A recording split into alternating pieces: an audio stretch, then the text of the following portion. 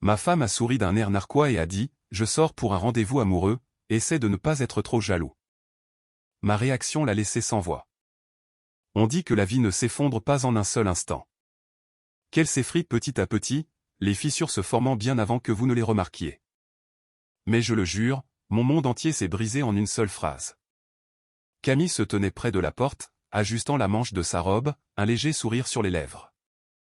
Elle était splendide, comme elle l'était toujours lorsque nous sortions ensemble, sauf que cette fois-ci, je n'étais pas celui qui l'attendait à la table du dîner. « Je vais à un rendez-vous maintenant », a-t-elle dit si nonchalamment, comme si elle mentionnait une simple course au supermarché. « J'espère que tu ne seras pas trop jaloux. » Je n'ai pas compris au début. Mon cerveau refusait de traiter l'information. Je l'ai fixé, cherchant sur son visage le moindre signe qu'il s'agissait d'une sorte de plaisanterie tordue. Mais elle a simplement pris son sac à main et a vérifié son reflet dans le miroir, totalement imperturbable, tout à fait normal, comme si elle n'avait pas simplement anéanti les fondations de notre mariage avec ces quelques mots. Une partie de moi voulait rire, demander, un rendez-vous? Avec qui? Car dans quel monde une femme dit-elle une chose pareille à son mari? Mais ma voix est restée bloquée dans ma gorge. Mes mains posées sur le comptoir sont soudainement devenues insensibles. Quoi, ai-je fini par articuler, ma voix n'étant guère plus qu'un murmure. Elle s'est tournée vers moi, soupirant comme si j'étais celui qui se montrait difficile. J'ai rencontré quelqu'un. D'accord? Je le vois depuis un certain temps. Et je ne veux pas te mentir, alors j'ai pensé que l'honnêteté était ce qu'il y avait de mieux. Tu as toujours dit que tu respectais l'honnêteté, n'est-ce pas? Elle a eu l'audace de me regarder comme si elle s'attendait à ce que je la remercie, comme si elle me rendait une sorte de service en m'arrachant le cœur avec le ton le plus indifférent imaginable. J'ai senti mon estomac se nouer. Mes doigts se sont serrés en poing contre le granit froid du comptoir. Elle plaisante. Elle doit plaisanter. Mais ce n'était pas le cas. Elle enfilait déjà ses talons, fredonnant doucement comme s'il s'agissait d'un samedi soir ordinaire. Comme si elle n'avait pas simplement avoué des mois de mensonges et de trahison. Quelque chose en moi a craqué. Tu t'attends à ce que je reste assis ici pendant que tu sors? Ma voix tremblait d'incrédulité. Elle a haussé les épaules. Je ne vois pas pourquoi tu serais contrarié. Ce n'est pas comme si je ne t'aimais pas. Je t'aime. C'est juste que je veux quelque chose de nouveau pour changer. Elle a incliné la tête. Je suis sûr que tu comprends. Comprendre? Comprendre? Je repensais aux nuits où j'étais resté tard pour terminer des projets au travail afin que nous puissions nous offrir les vacances à la Côte d'Azur qu'elle voulait. Aux anniversaires que j'avais passés à planifier des surprises juste pour voir son sourire.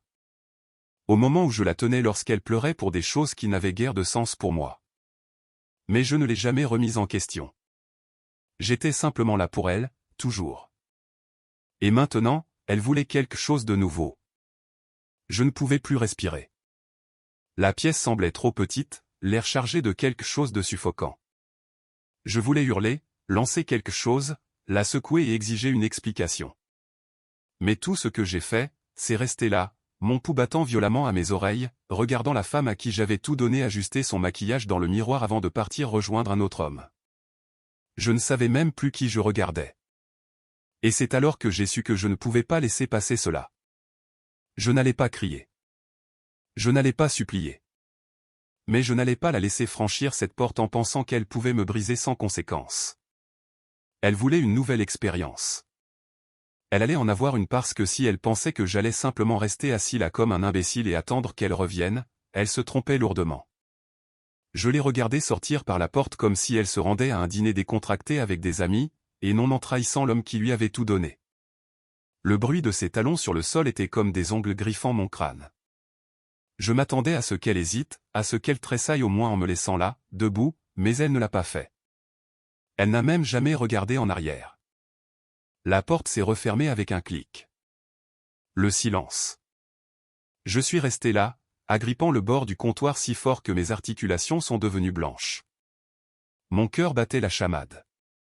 Mon estomac s'est noué si fort que j'ai cru que j'allais être malade. Chaque fibre de mon être me hurlait de courir après elle, d'exiger qu'elle s'explique, de hurler, de supplier, de faire quelque chose. Mais je ne l'ai pas fait. Je suis resté exactement là où j'étais, figé sur place, me noyant dans une tempête d'émotions que je ne pouvais même pas commencer à nommer. La colère, certainement. La trahison, absolument. L'humiliation. Celle-là était la plus cuisante. Elle s'était tenue là dans notre maison, et m'avait dit qu'elle partait pour être avec un autre homme. Comme si cela était la chose la plus normale au monde. Comme si j'étais censé rester là et l'accepter. Je me suis détourné de la porte, l'esprit en ébullition. Elle pense qu'elle peut simplement s'en aller comme cela. Ce n'était même pas seulement l'infidélité. C'était l'absence totale de remords. La façon dont elle l'avait dit avec ce petit sourire, comme si elle était amusée par la situation, comme si j'étais simplement censé comprendre. J'ai laissé échapper un rire amer. Oh, j'avais compris. J'avais compris que j'avais passé les 9 dernières années marié à une femme qui ne m'avait jamais vraiment estimé. Une femme qui me voyait comme un filet de sécurité, un plan de secours, quelqu'un qui serait toujours là peu importe ce qu'elle ferait. Elle pensait que j'attendrais. Elle pensait qu'elle pouvait sortir, s'amuser, puis revenir vers moi quand elle en aurait fini. Elle se trompait. J'ai saisi mon téléphone, mes doigts tremblants alors que je parcourais mes contacts. Il y avait une personne à qui je devais parler. « Salut, l'ami. » Une voix familière a répondu après 2 sonneries. C'était mon meilleur ami, Adrien. Nous nous connaissions depuis l'université, et s'il y avait une personne capable de m'apaiser face à la rage qui bouillonnait en moi, c'était lui. « Elle est partie » ai-je dit, d'une voix atone. Il y a eu une pause. « Que veux-tu dire par elle est partie ?» Elle m'a dit, j'ai dégluti avec difficulté, croyant à peine à mes propres paroles alors même que je les prononçais. Elle m'a dit qu'elle allait à un rendez-vous amoureux, m'a regardé dans les yeux et l'a dit comme si cela n'était rien. J'ai entendu un long soupir. Non, cela n'est pas possible. Elle a vraiment dit cela. Comme si elle me disait ce qu'elle avait mangé pour le déjeuner, ai-je lâché avec un rire amer. Un long silence. Puis, alors, qu'est-ce qu'on fait maintenant? C'était la vraie question, n'est-ce pas? Et maintenant? J'avais des options. Je pouvais l'appeler, lui hurler dessus, exiger une explication. Je pouvais la supplier de rester, essayer de me battre pour le mariage comme un imbécile pathétique qui ne savait pas qu'il avait déjà perdu. Ou je pouvais m'assurer que lorsqu'elle franchirait à nouveau cette porte, s'attendant à ce que je sois exactement là où elle m'avait laissé, son monde entier soit bouleversé. J'ai pris une profonde inspiration, mes mains se stabilisant. J'ai besoin de ton aide, ai-je dit. Adrien n'a pas hésité une seconde. Dis-moi ce qu'il faut faire. J'ai regardé autour de moi dans la maison qu'elle pensait pouvoir traiter comme une salle d'attente pendant qu'elle courait divertir un autre homme. Cet endroit n'allait plus être son refuge. Rejoins-moi chez moi dans 30 minutes, ai-je dit. Puis j'ai raccroché et je me suis mis au travail. La première chose que j'ai faite a été de prendre une valise. Ce n'était pas moi qui partais. Non, cela était son travail. Mais j'allais m'assurer que lorsqu'elle reviendrait, ses bagages seraient déjà prêts pour elle. J'ai commencé par sa penderie. Robe après robe, paire de chaussures après paire de chaussures, toutes les choses qu'elle avait achetées avec notre argent commun, fourrées dans la valise comme si elles n'avaient aucune importance car désormais, elle n'en avait plus. J'en étais à la moitié quand Adrien est arrivé. Merde alors, a-t-il murmuré en entrant et en observant le désordre. Tu vas vraiment faire cela? J'ai fermé la valise avec plus de force que nécessaire. Elle n'a pas le droit de me traiter ainsi et de revenir en s'attendant à ce que rien ne change.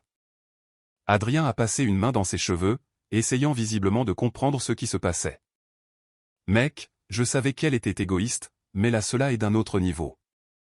J'en ai fini d'être son plan de secours, ai-je dit en contractant la mâchoire. Il a hoché la tête lentement, puis a jeté un coup d'œil vers le salon. Alors, quelle est la suite? Je le savais déjà. Aide-moi à changer les serrures. Adrien a laissé échapper un sifflement bas. La vache. J'ai croisé son regard, l'expression ferme. Elle est sortie comme si j'étais simplement censé attendre, comme si elle pouvait revenir quand bon lui semblait. J'ai croisé les bras. Je veux qu'elle rentre à la maison et qu'elle réalise qu'elle a commis la plus grande erreur de sa vie. Adrien a fait un lent signe de tête. D'accord, l'ami. Faisons-le. 2 heures plus tard, les serrures étaient changées, ses affaires étaient emballées, et j'étais assis sur le canapé en train de boire une bière, en attendant. Je ne l'ai pas appelée. Je ne lui ai pas envoyé de message. Je voulais qu'elle pense que tout était normal, qu'elle pouvait simplement rentrer d'un pas léger et reprendre sa vie comme si de rien n'était. Elle n'avait aucune idée de ce qui l'attendait. Et quand elle franchirait enfin cette porte, elle allait recevoir le choc de sa vie. J'attendais là. La maison semblait différente maintenant. Plus vide, mais dans le bon sens du terme. Cela n'était plus seulement l'endroit où je vivais. Cela était l'endroit où j'avais tracé une ligne.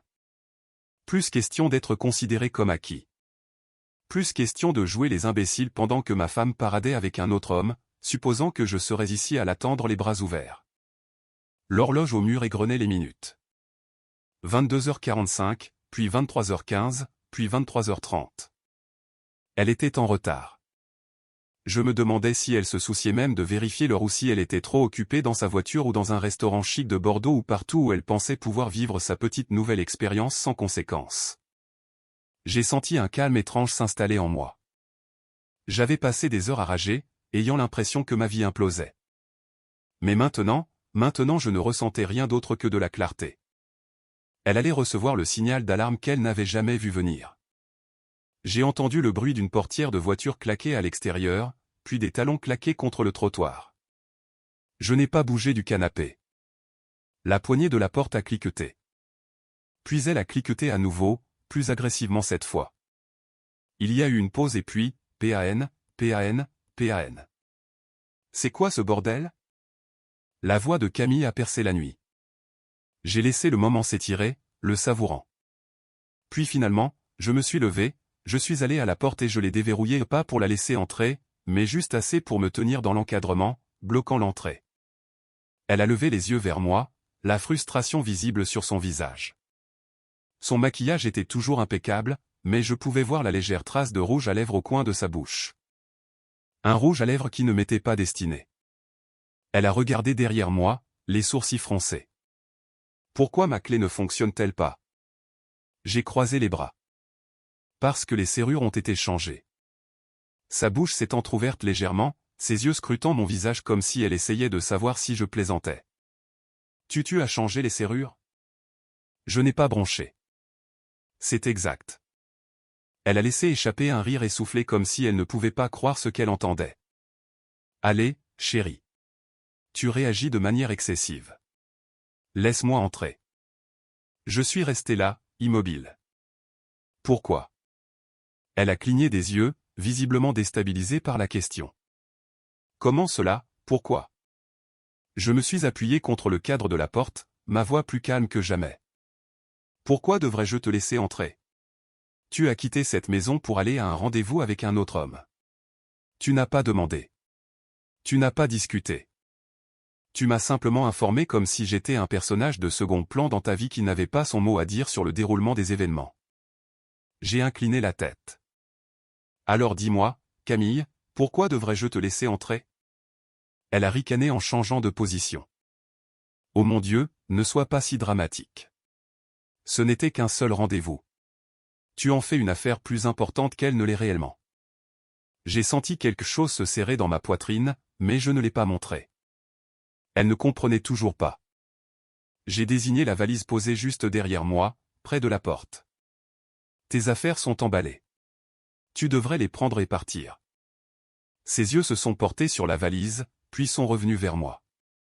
Tu plaisantes. Chérie, allez, a-t-elle dit avec un rire nerveux. Ce n'était qu'une soirée. Tu exagères les proportions. J'ai expiré lentement, la regardant comme si elle était une étrangère, car à ce stade, cela était exactement ce qu'elle était. Tu ne comprends pas, n'est-ce pas? Ma voix était ferme mais froide. Tu as franchi cette porte en pensant que je resterais assis ici à t'attendre comme si rien ne s'était passé. Que tu pourrais aller goûter à quelque chose de nouveau et revenir aussitôt, et que je serais là, prêt à t'accueillir à bras ouverts. Je me suis approché et, pour la première fois de la soirée, j'ai vu quelque chose traverser son visage. De l'incertitude. J'ai secoué la tête. Cela n'est pas ainsi que cela fonctionne, Camille. Tu voulais une porte ouverte. Tu l'as eue, mais elle est à sens unique. Tu n'as pas le droit de la franchir en sens inverse. Elle a dégluti, son expression changeant légèrement. Je croyais que tu avais dit que tu respectais l'honnêteté. J'ai ri, un son sec et sans humour. L'honnêteté? Cela n'était pas de l'honnêteté. Cela était toi qui me le frottais au visage. Cela était toi qui t'assurais que je sache que je n'étais pas suffisant pour toi, que tu voulais quelque chose de nouveau. J'ai croisé les bras. Alors va chercher ton quelque chose de nouveau, mais ne t'attends pas à revenir vers moi quand tu réaliseras que cela n'en valait pas la peine. Pour la première fois de la nuit, elle a semblé ébranlée. Tu ne peux pas être sérieux. Tu es juste en colère. Oh, je suis certainement en colère, les jeux coupés. Mais j'en ai aussi fini. J'ai reculé à l'intérieur de la maison et j'ai saisi sa valise. Sans un mot de plus, je l'ai posée devant la porte. Cela est de la folie, a-t-elle chuchoté, la voix tremblante. Non, ai-je dit, en plongeant mon regard dans le sien. Ce qui est fou, c'est de penser que tu pouvais faire ce que tu as fait et avoir encore un foyer qui t'attend après. Elle est restée là à me fixer, attendant que je cède. Mais je ne l'ai pas fait. Pour la première fois de toute notre relation, j'ai vu la réalité s'imprimer dans ses yeux. Cela n'était pas la réaction à laquelle elle s'attendait. Elle pensait détenir tout le pouvoir dicter les règles. Elle se trompait. Elle a regardé à nouveau la valise, comme si elle hésitait à la ramasser. Je n'ai rien dit de plus. Je n'en avais pas besoin. La porte s'est refermée avec un clic entre nous, l'excluant non seulement de la maison, mais de ma vie. Et cela n'était que le début. Le moment où j'ai fermé cette porte, un silence étrange s'est installé dans la maison.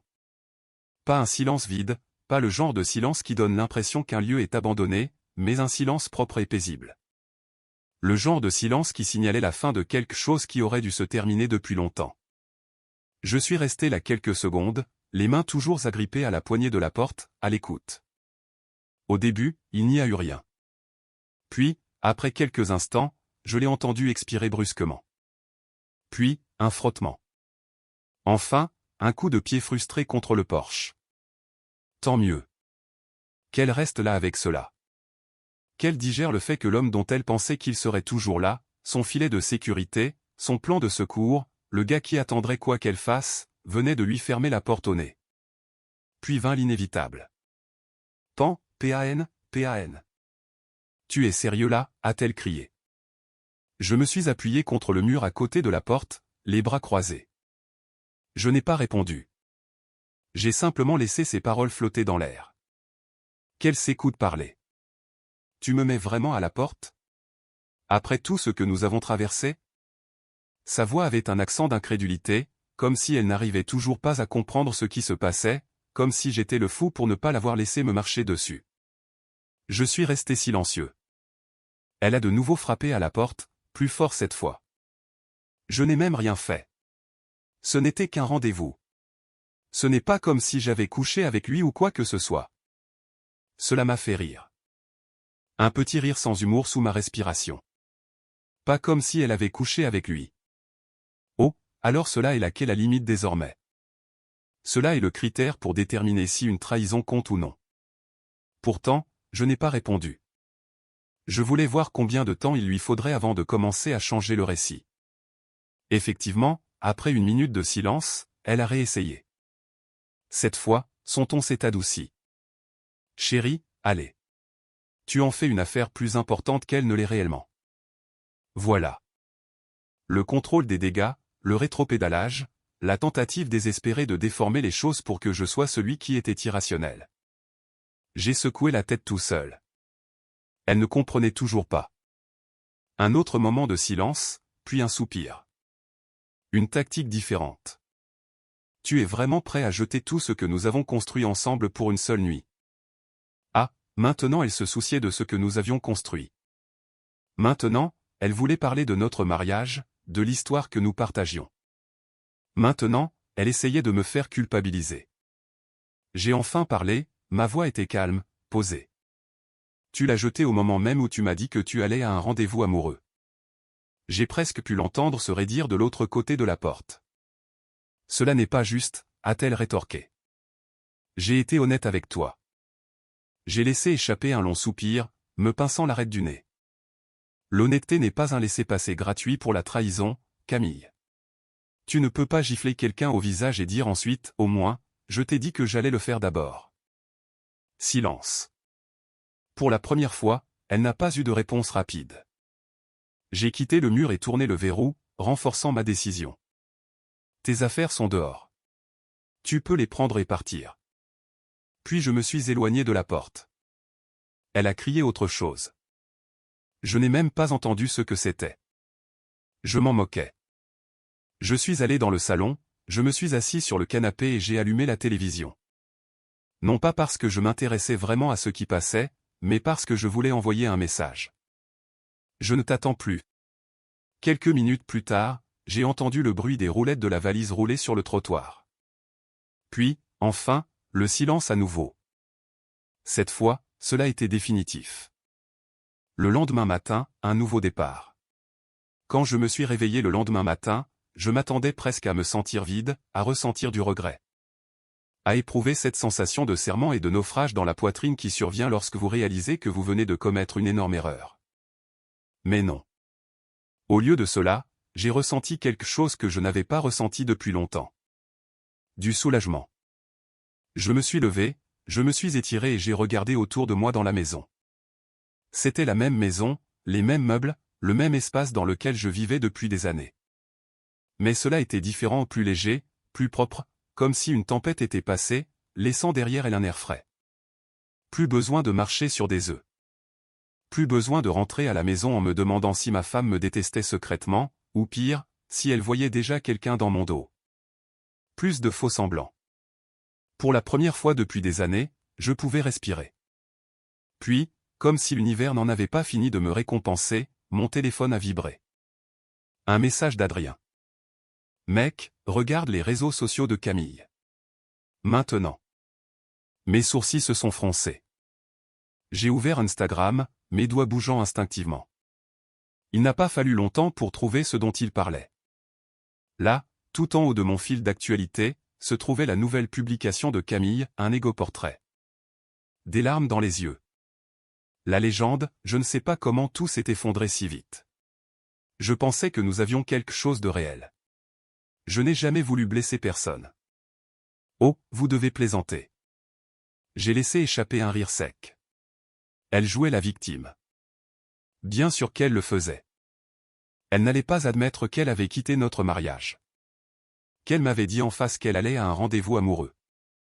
Qu'elle s'était attendue à ce que je sois d'accord avec cela. Non, cela ne correspondrait pas au récit. Au lieu de cela, elle se présentait comme celle qui avait le cœur brisé. La pauvre femme incomprise qui ne savait tout simplement pas comment tout cela avait pu si mal tourner. Je n'étais même pas en colère. J'en avais simplement fini. J'ai quitté l'application, j'ai jeté mon téléphone sur la table et je me suis dirigé vers la cuisine. Qu'elle publie ce qu'elle voulait. Je n'avais rien à prouver car, en fin de compte, cela était elle qui avait abandonné une bonne chose.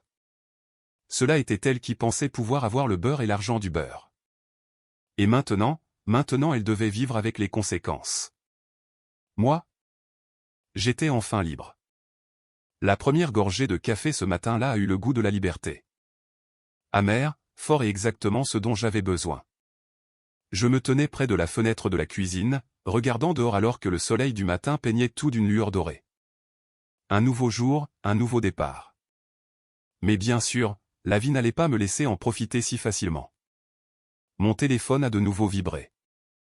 Un autre message d'Adrien. Mec, elle se déchaîne vraiment maintenant. Regarde Facebook.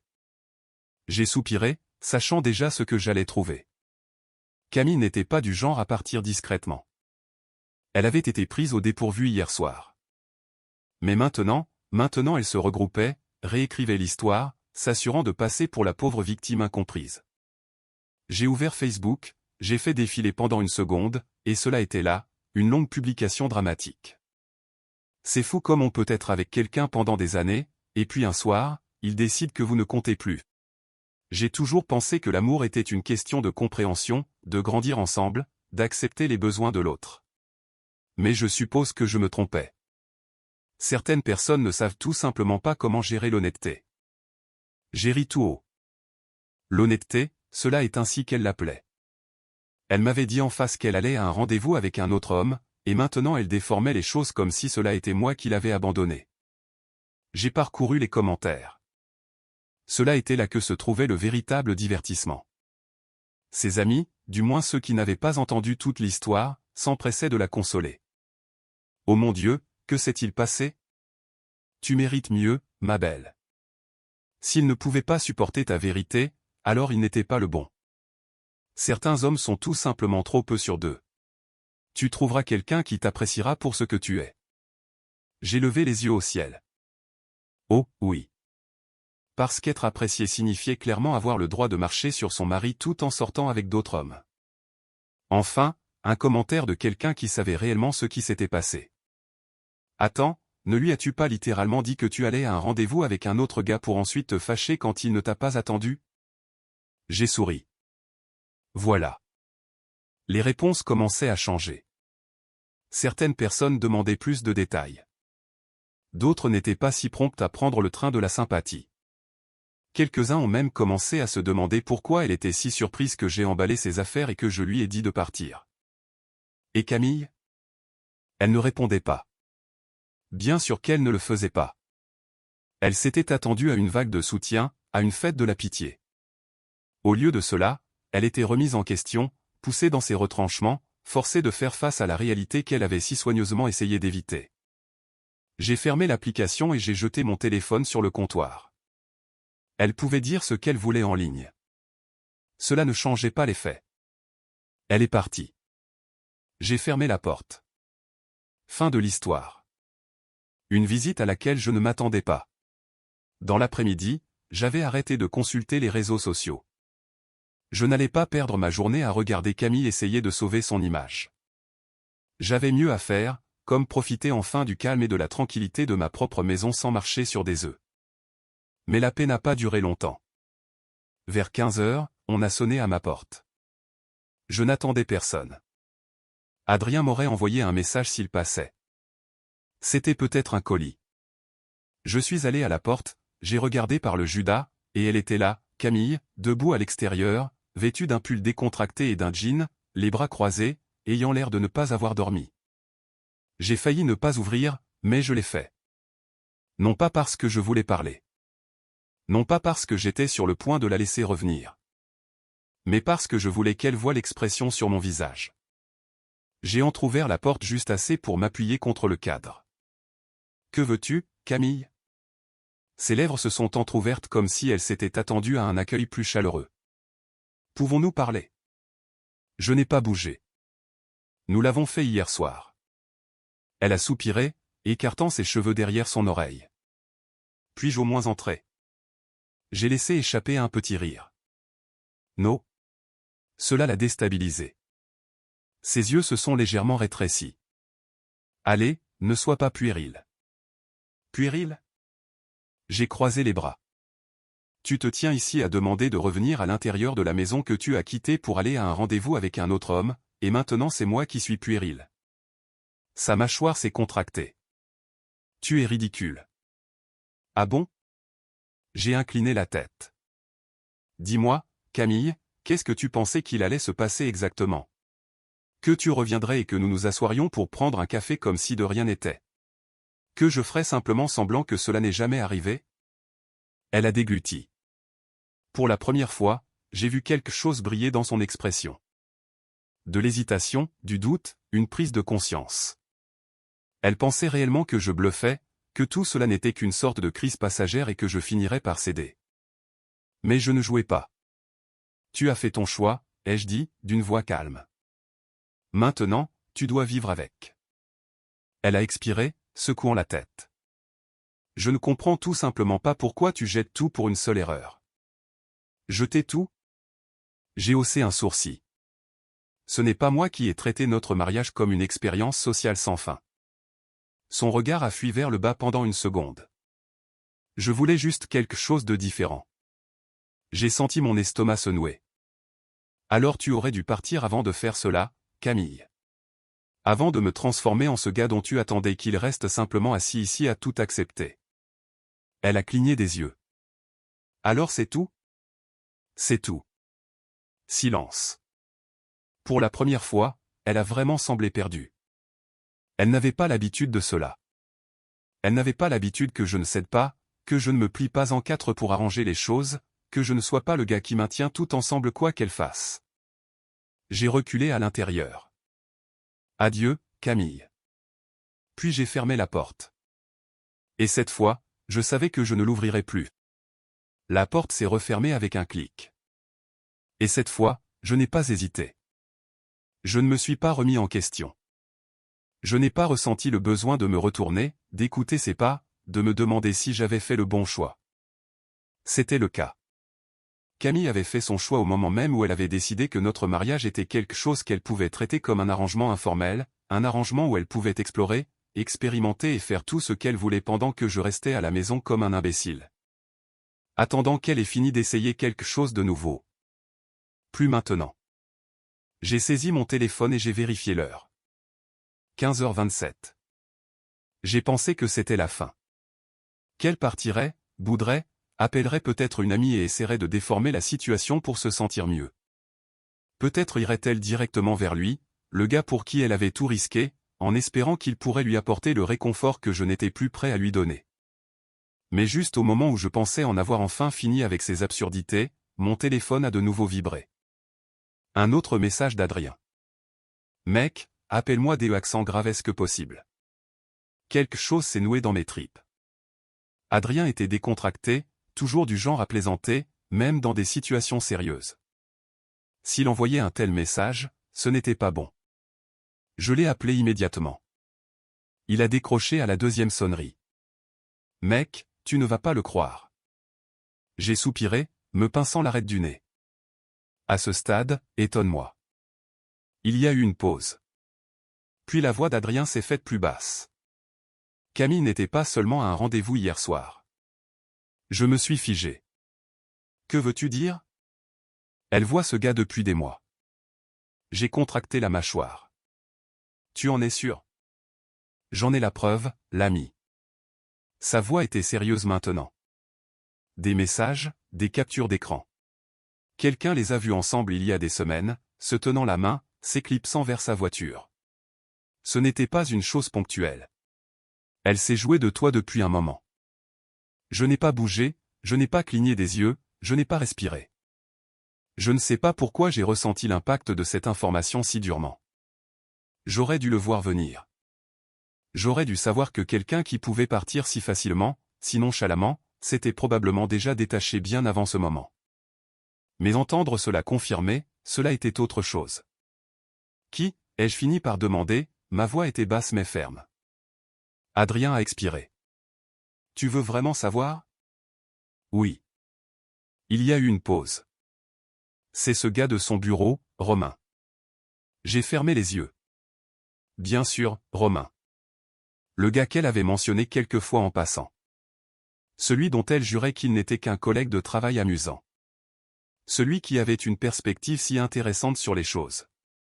Celui qu'elle avait défendu chaque fois que je faisais une plaisanterie inoffensive sur le fait qu'il lui envoyait toujours des messages après les heures de bureau.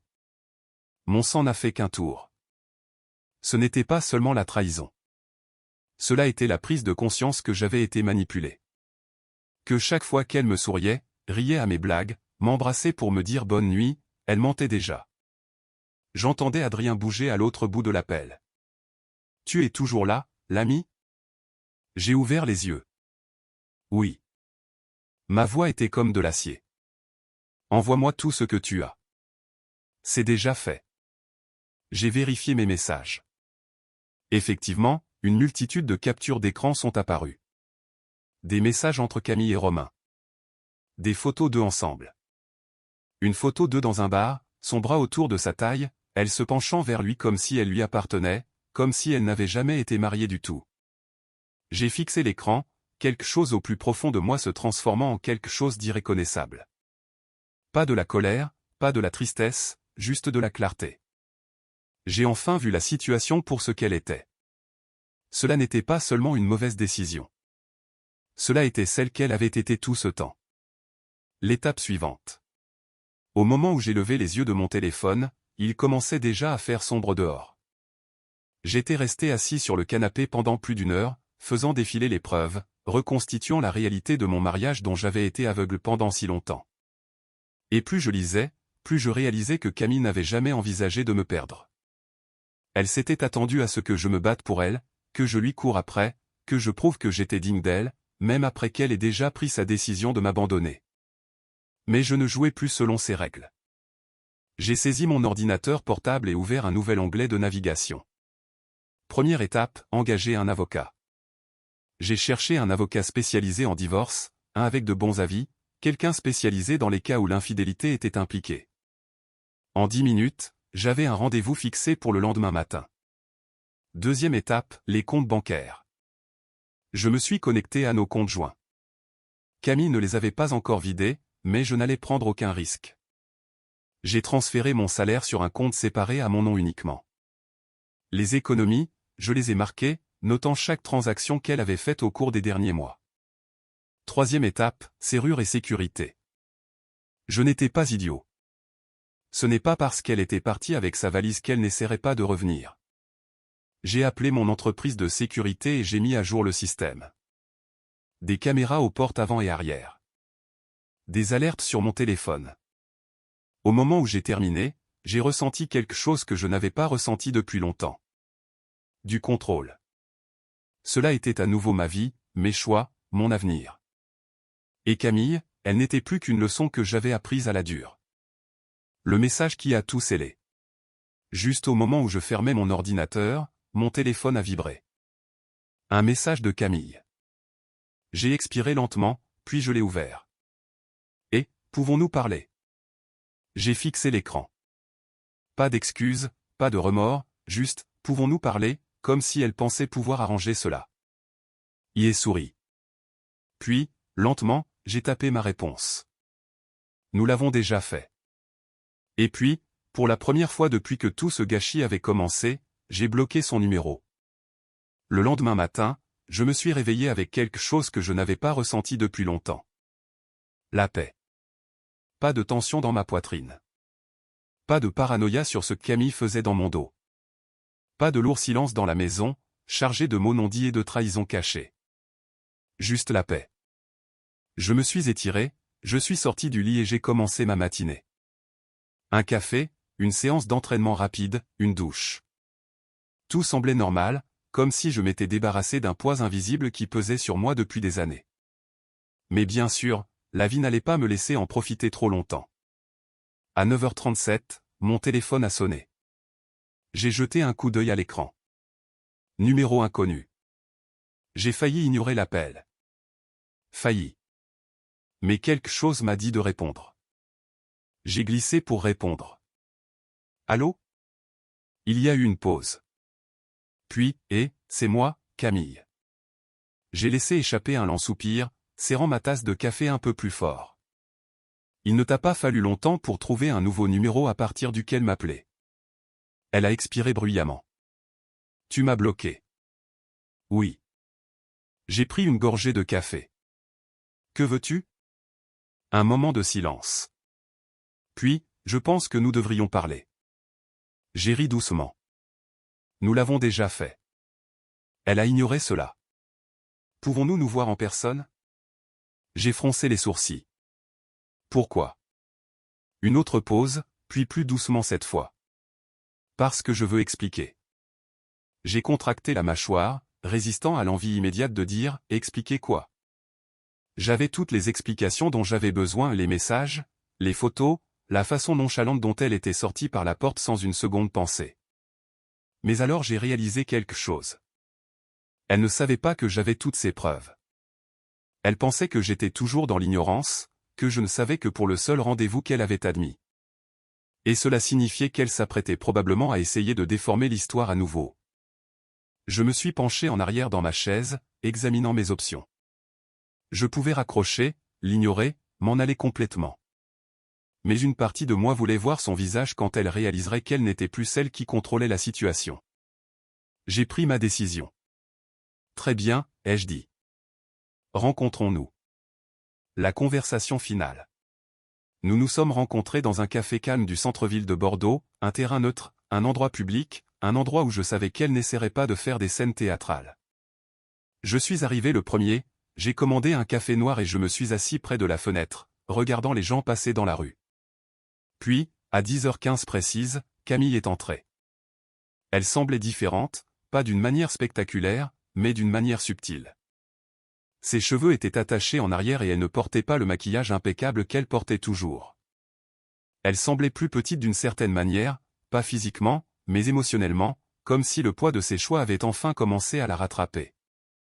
Elle m'a repéré, a hésité une seconde, puis s'est dirigée vers moi. « Salut », a-t-elle dit, en se glissant sur le siège en face de moi. Je n'ai pas répondu, j'ai juste levé un sourcil, attendant. Elle s'agitait, passant un doigt sur le bord de sa tasse.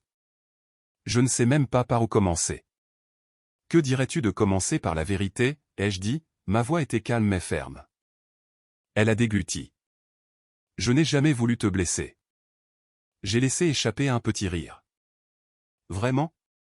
Parce que tu ne semblais pas trop préoccupé par cela quand tu te préparais pour ton rendez-vous. Son visage s'est crispé. Ce n'était pas comme cela. Ah bon? J'ai incliné la tête. Alors dis-moi, Camille, comment était-ce? Elle a pris une profonde inspiration comme si elle se préparait à un grand discours. Je me sentais coincé, a-t-elle dit, comme si notre mariage n'était qu'une routine. J'avais l'impression de me perdre.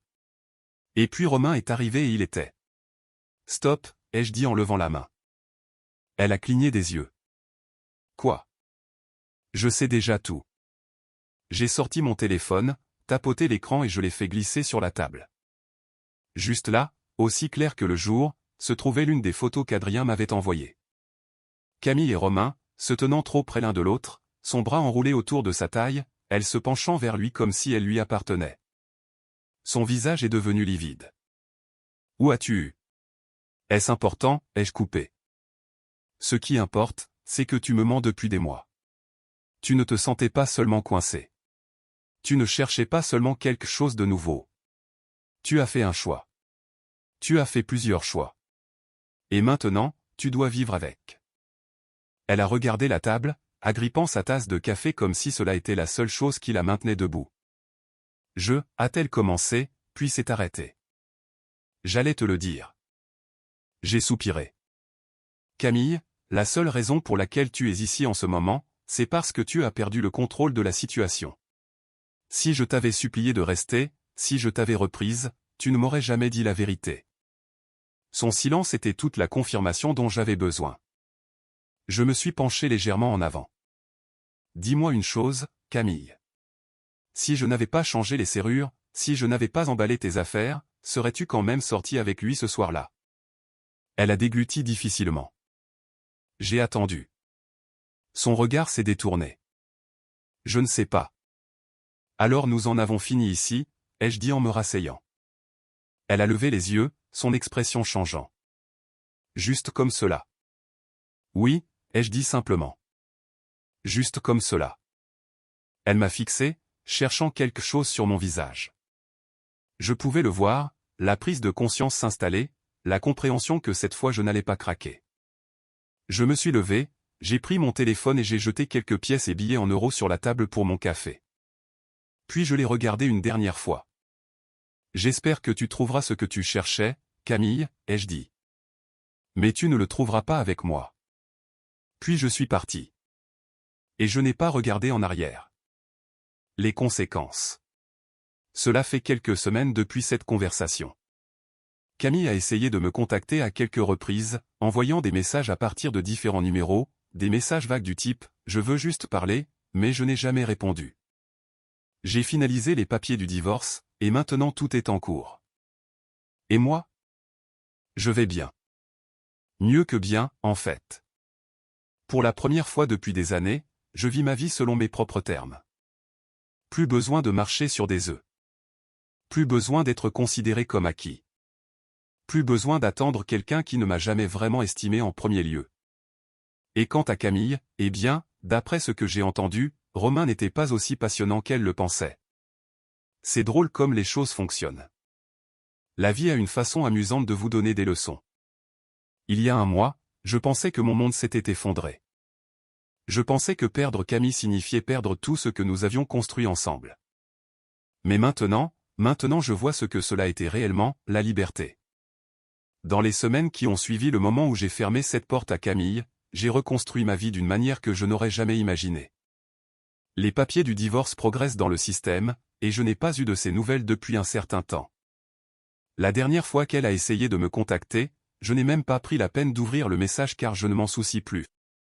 Et cela est le sentiment le plus merveilleux au monde. Un nouveau chapitre. L'un des plus grands changements que j'ai fait? J'ai commencé à me concentrer sur moi pour la première fois depuis des années.